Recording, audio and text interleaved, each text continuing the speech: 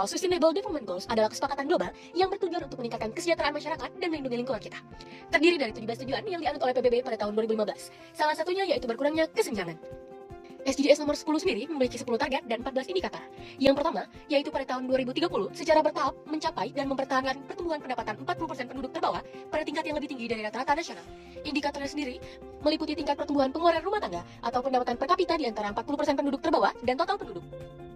Yang kedua, pada tahun 2030, memberdayakan dan mendorong inklusi sosial, ekonomi, dan politik bagi semua orang tanpa memandang usia, jenis kelamin, disabilitas, ras, etnis, asal-usul, agama, atau status ekonomi dan status lainnya. Indikatornya sendiri meliputi proporsi penduduk yang hidup di bawah 50% pendapatan rata-rata berdasarkan jenis kelamin, usia, dan penyandang disabilitas. Yang ketiga, memastikan kesempatan yang sama dan mengurangi ketimpangan hasil, termasuk dengan menghilangkan undang-undang, kebijakan, dan praktik yang diskriminatif dan mendorong undang-undang, kebijakan, dan tindakan yang tepat dalam hal ini. Indikatornya sendiri meliputi persentase penduduk yang melaporkan pernah merasakan diskriminasi atau pelecehan secara pribadi dalam 12 bulan terakhir berdasarkan alasan diskriminasi yang dilarang berdasarkan hukum hak asasi manusia internasional. Kemudian yang keempat, mengadopsi kebijakan terutama kebijakan fiskal, upah, dan pelindungan sosial, dan secara progresif mencapai kesetaraan yang lebih baik. Indikatornya sendiri meliputi porsi tenaga kerja terhadap PBD, dan dampak redistributif kebijakan fiskal.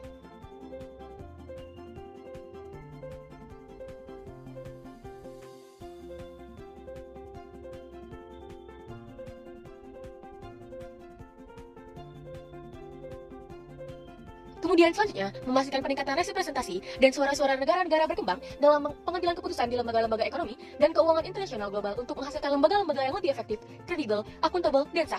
Indikatornya sendiri meliputi proporsi anggota dan hak suara negara-negara berkembang dalam organisasi internasional. Dan selanjutnya, memfasilitasi migrasi dan mobilitas penduduk secara tertib, aman, teratur, dan bertanggung jawab, termasuk melalui pelaksanaan kebijakan migrasi yang terencana dan terkelola dengan baik. Indikatornya sendiri meliputi biaya rekrutmen ditanggung oleh karyawan sebagai proporsi pendapatan bulanan yang diperoleh di negara tujuan. Lalu jumlah negara dengan kebijakan migrasi yang memfasilitasi migrasi dan mobilitas manusia yang tertib, aman, teratur, dan bertanggung jawab. Lalu jumlah orang yang meninggal atau hilang dalam proses migrasi menuju tujuan internasional. Dan yang terakhir, proporsi penduduk yang merupakan pengungsi berdasarkan negara asal untuk mengurangi kesenjangan. Program nasional yang sudah dilaksanakan, program-program seperti penyaluran BLTDD, pelatihan dan penyuluhan perempuan desa, pelatihan karang taruna, dan lain-lain, mulai dilaksanakan untuk mendukung pencapaian tujuan SDGs Desa tahun 2021. Tahun 2021 diprioritaskan untuk pendanaan kegiatan yang mendukung pencapaian 10 SDGs Desa yang berkaitan dengan kegiatan pemulihan ekonomi nasional, program prioritas nasional, dan adaptasi kebiasaan baru desa. Program Keluarga Harapan (PKH) pada tahun 2015. PKH adalah program nasional mengenai pemberian bantuan sosial bersyarat yang diberikan kepada keluarga miskin dan rentan. Program ini bertujuan untuk membantu meningkatkan taraf hidup masyarakat dengan memberikan bantuan tunai bagi keluarga membutuhkan, terlebih lagi untuk keluarga yang memiliki ibu hamil, balita, anak sekolah, penyandang disabilitas berat, dan lanjut usia. Program ini memiliki tujuan dan fokus utama yaitu untuk mengurangi kesenjangan secara sosial dan ekonomi dengan meningkatkan akses masyarakat miskin terhadap layanan kesehatan, pendidikan, dan kesejahteraan sosial. Selama program ini dijalankan, program nasional PKH telah terbukti dalam menurunkan angka kemiskinan serta memperbaiki akses pendidikan dan kesehatan bagi kelompok miskin.